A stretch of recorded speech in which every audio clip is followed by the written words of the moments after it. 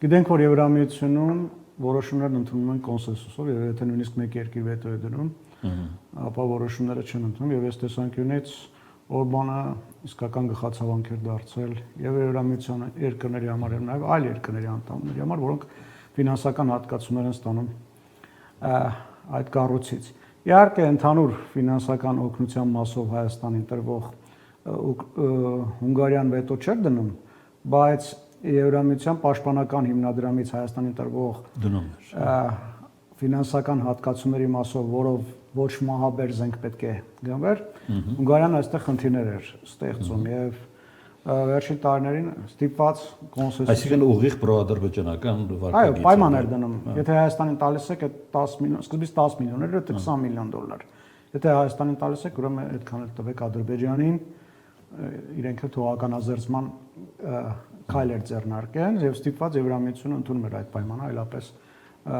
նա տորպեդարում էր իր վետոյով։ Այստեղ սա իհարկե մեզ ուղղակիորեն առնչվող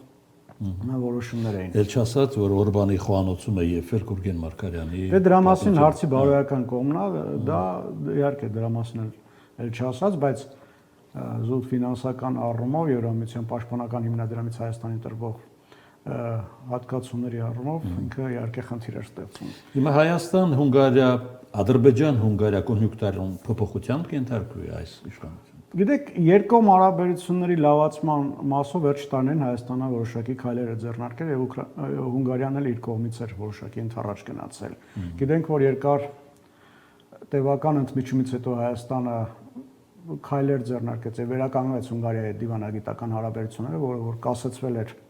Գուրգեն Մարգարյանի սպանությունից հետո 2012։ Այո, Ռամիլ Սաֆարովին արտահանձնումից հետո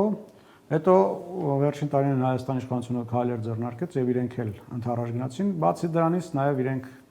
որոշակի իրենց մեղքը քավելու համար այլ քայլեր ձեռնարկեցին,